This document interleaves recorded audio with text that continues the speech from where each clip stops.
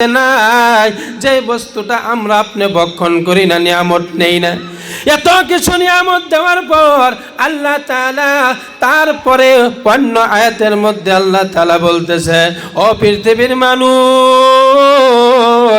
দুনিয়ার জমিনের মধ্যে আমি আল্লাহ তোমাকে বানাইলাম, অস্তিত্ববিহীন ছিলাও, আমি তোমাকে জায়গা দিলাম, তোমাকে স্থান দিলাম। এই জমিনের মধ্যে আমি তোমার জন্য অগণন নিয়ামতের দ্বারা মালামাল করে দিলাম। অগণন নিয়ামত দিয়ে তোমাকে আমি পৃথিবীর জমিনের মধ্যে আনলাম। ও পৃথিবীর মানুষ, এই দুনিয়ার জমিনের মধ্যে আমি আল্লাহ সৃষ্টি করার পর, আমি আল্লাহ বানানোর পর বান্দারে কিভাবে তুমি আমি আল্লাহকে ভুলে গেলাও? প্রশ্ন হলো এটা। এত কিছু আমি তোমাকে, কিছুই ছিল না, তারপর আমি বানানোর পর তুমি আমাকে কিভাবে ভুলে গেলাও? আমি আল্লাহ থেকে তোমার মাঝখানে কে পর্দা ঢালে দিল, কে মাঝখানে দেওয়াল খাড়ে করে দিল? আমি আল্লাহকে চিনতে দিচ্ছে না, আমার মসজিদ চিনতে দিচ্ছে না, আমার নবীর মাদ্রাসা চিনতে দিচ্ছে না, আমার শরীয়ত চিনতে দিচ্ছে না। মাঝখানে কে দাঁড়াচ্ছে? মাঝখানে কে দাঁড়ায় গেছে?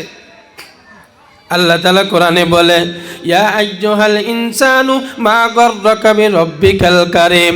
আল্লাহ তাআলা বলেন, ও দুনিয়ার মানুষ, দুনিয়ার জমিনের মধ্যে আমি আল্লাহকে চেনার মাঝে তোমাকে কে দেওয়ার খাড়া করাইয়া দিল?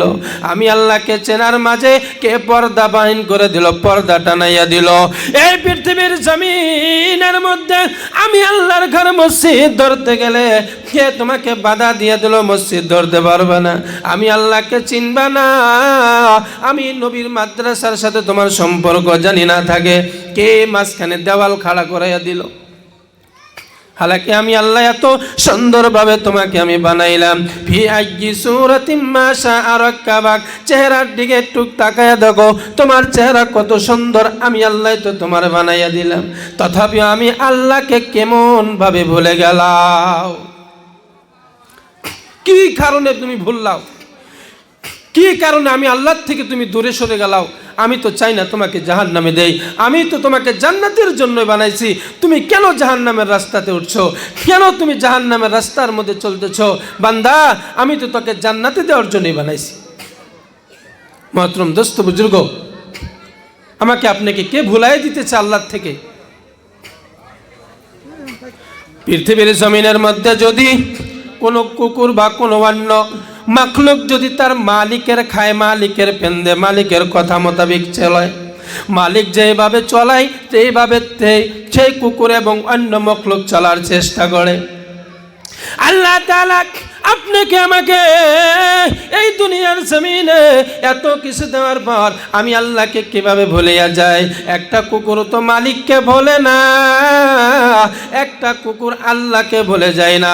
একটা গরু, একটা ছাগল ভিন্নভাবে মালিকের অনুযায়ী, মালিকের এতাআত করে, অনুসরণ করে জমিনে চলার চেষ্টা করে। মালিককে, কুকুরকে কি দিয়েছে? শুধুমাত্র 1 লোকমা 2 লোকমা খানা দেয়। তারপরে কুকুরি মালিকের কথা শুনিয়া শুনিয়া চলে। আল্লাহ তাআলা বলে, এই জমিনের মধ্যে তোমার সব কিছু আমি দিয়ে দিলাম। আমি আল্লাহ থেকে তোমাকে, আমি আল্লাহকে চিনতে তোমার অসুবিধাটা কোন জায়গায়? আল্লাহ তাআলা কোরআনে কারীমের মধ্যে বলেন, ওয়ালাকাদ যারানা লিজাহান্নামা কাসীরাম মিনাল জিন্নি ওয়াল ইনসি। আল্লাহ তাআলা বলেন, এই দুনিয়ার জমিনের মধ্যে আমি বহুত অংশ জিন এবং মানুষকে জাহান্নামের জন্য বানাইয়া দিছি। জাহান্নামের জন্য বানাইছি, তাদেরকে আমি জাহান্নামে দিয়া দিব। কারণ কি? তারা কেন জাহান্নামে যাবে? তাদের কেন জাহান্নামের জন্য আল্লাহ বানাইয়া দিল? আল্লাহ এই জন্য বানাইছে, পৃথিবীর জমিনের মধ্যে তাদেরকে আমি আকল নামের, মাইন্ড নামের, বিবেক নামের একটা বস্তু দিয়া দিলাম।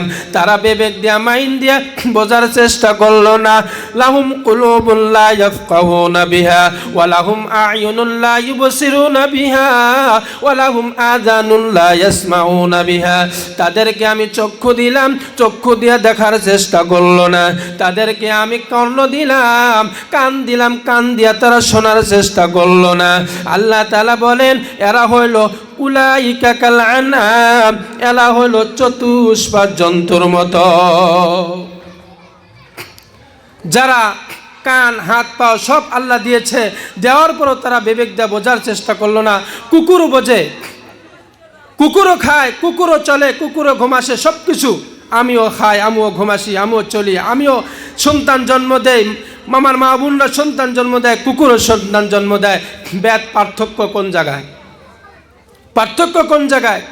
কুকুরের খাওয়া লাগে না, কুকুরের চলা লাগে না, ব্যাপার এমন নয়। কুকুর সব কিছু করে, আমিও করি। পার্থক্য কোন জায়গায়? কুকুরের হিসাব হবে না, মানুষের হিসাব হবে। মানুষের হিসাব হবে। মহতরম দোস্ত বুজুর্গ, যদি মানুষের হিসাব হয়, আল্লাহ তাআলা বলে মানুষ যদি কুকুরের মতনই চলে তাহলে মানুষ তো কুকুরের থেকেও খারাপ। আল্লাহ বলছেন উলাইকা কাল আনাম, এরা হলো চতুষ্পাদ জন্তুর মতন। ইভেন কি চতুষ্পাদ জন্তুর মতন না, বালহুম আযাল, চতুষ্পাদ জন্তুর থেকেও খারাপ, নিকৃষ্ট। মহতরম দোস্ত বুজুর্গ, একটু আমরা মাইন্ডটা বোঝার চেষ্টা করি। আসলে কি আমরা কুকুর থেকে নিকৃষ্ট? যদি কুকুরের স্বভাব আমাদের ভিতরে ঢোকে, কুকুরের যে পরিস্থিতি, যে পরিবেশ নিয়ে চলে, আমিও যদি এভাবে চলি, তাহলে আমি কুকুরের থেকেও খারাপ। মহতরম দোস্ত বুজুর্গ, দয়ার আল্লাহ এত সুন্দর করে আপনাকে আমাকে বানানোর পর যদি ওই আল্লাহর নীতি নিয়ম, আল্লাহর আদর্শ মোতাবেক যদি জিন্দিগি না চলাইতে পারি, তাহলে আপনার আমার ঠিকানা তো কোনটা হবে? নিজেই রেজাল্ট বাহির করতে পারি, নিজেই বাহির করতে পারি। আজকাল যুবক ভাইদের অবস্থা, আপনার আমার সন্তানদের অবস্থা, নিজেও বাঁচতে পারতেছি না, অপরদেরকে বাঁচাইতে পারতেছি না। আল্লাহ কোরআনে কারিমের মধ্যে বলছেন, আল্লাহ তাআলা বলেন কু আনফুসাকুম, আল্লাহ বলেন তুমি নিজেও জাহান্নাম থেকে বাঁচো, অপরকেও জাহান্নাম থেকে বাঁচাও। তুমিও নিজে জাহান্নামের আগুন থেকে বাঁচো, তোমার আহলে আয়ালকে জাহান্নামের আগুন থেকে বাঁচাও। আমি নিজে জাহান্নাম থেকে বাঁচতে পারলাম না, আমি নিজে জাহান্নামের আগুন থেকে বাঁচতে পারলাম না, আমি নিজে জাহান্নামের ভয় নিজের অন্তরের মধ্যে আল্লাহর ভয় আনতে পারলাম না। আমার পরিবার পরিজন, আমার ছেলে সন্তানকে কিভাবে জাহান্নামের আগুন থেকে আমরা বাঁচাইব? বাঁচানোর কোনো রাস্তা নাই। নিজে যদি জাহান্নামের আগুন থেকে না বাঁচতে পারি, নিজের সন্তানদেরকে কিভাবে জাহান্নামের আগুন থেকে বাঁচাইব? বাঁচানোর কোনো রাস্তা নাই। আল্লাহ তাআলা বলেছেন নিজে বাঁচো আগুন থেকে, তোমার পরিবার পরিজনকে আগুন থেকে বাঁচাও। আমাদের পৃথিবীর জমিনের সন্তানের দিকে যদি বিন্দু পরিমাণ আমরা নজরটা উঠাইয়া দেখি, একটুবার দৃষ্টিটা যদি তাকাইয়া দেখি, বলা যায় তাদের দিন ইসলাম, আল্লাহ এবং আখিরাত বলতে পৃথিবীর জমিনে কোনো বোঝা যায় না।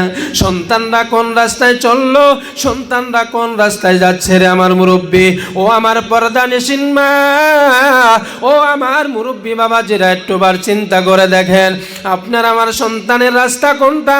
আল্লাহ রাস্তা দুইটা দিয়ে থুয়ে গেল, একটা হলো ভালো রাস্তা আর একটা হলো খারাপ রাস্তা।